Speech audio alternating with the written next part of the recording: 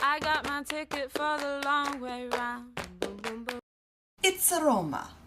Rome's history goes back about 2,700 years. Rome's had a very great influence on the world via the Roman Empire and then the Roman Catholic Church. About 800 million people around the world whose native language is derived from Latin, the language of ancient Rome.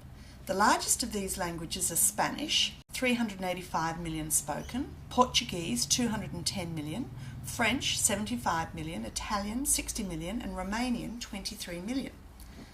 The political systems and legal systems in most of Europe were adapted from the ancient Roman model, and several concepts that originated in the Roman constitution are present in the Australian system today, such as separation of powers, vetoes, quorums, limits on terms of office, and regular elections. Latin terms are still used by lawyers today. Example, volenti non fit injuria, to one who is willing no harm can be done. Mens rea, the guilty mind. Actus reus, the wrongful act done voluntarily. Terra nullius, the doctrine under which Britain claimed Australia. And ratio decidendi, this is the Supreme Court of Cassation, the court of last appeal. It's situated on the banks of the Tiber River in Rome. It's a new building by Italian standards, built in 1888 AD.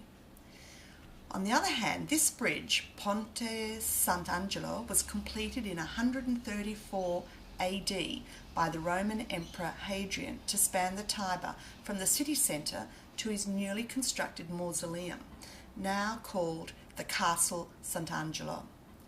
From the 1500s onwards, all executed bodies would be displayed on this bridge. I wonder if seeing these bodies was meant to be a deterrent to others. Palazzo Madama was built in 1505. It housed the seat of the papal government. In 1871, when Rome was conquered by the newly formed Kingdom of Italy, the Senate was housed in this building. This magnificent monument is called the National Monument to Victor Emmanuel II. It holds the tomb of the unknown soldier. It looks really old, but it's less than 100 years old, which is very young by Italian standards. Trevi Fountain is absolutely beautiful. It's not far from the Spanish steps that ascend to the Spanish consulate. Keep a lookout for fraudsters and their offers of free roses when you're there. This structure is the spot where Julius Caesar, dictator of Rome, is believed to have been stabbed to death by senators 2,057 years ago. Fabian's amphitheatre, better known as the Colosseum, was completed in 81 AD. Over 400,000 people lost their lives in very gruesome ways in the 390 years that it was open for entertainment.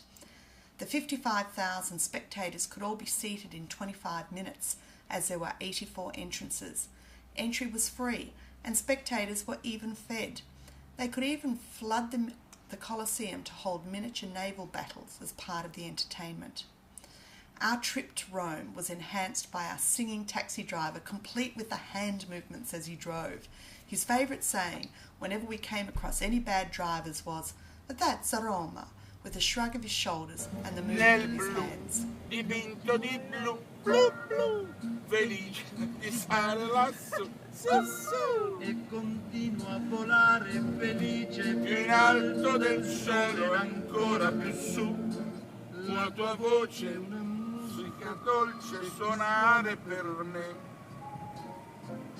Vola!